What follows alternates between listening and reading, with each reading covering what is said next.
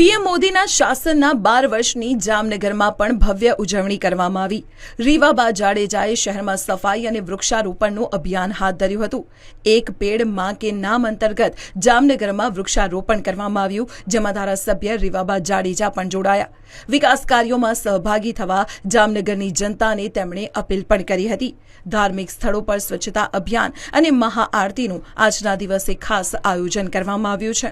12 साल विकास, विश्वास और जन कल्याण के प्रति हमारे आदरणीय प्रधानमंत्री श्री नरेंद्र भाई मोदी जी ने जो विश्व और राष्ट्र कीर्तिमान अंकित किया है, तो उनके लिए मैं उन्हें जामनगर भारतीय जनता पार्टी की टीम की तरफ से पूरे हृदय से शुभकामनाएं देना चाहूँगी।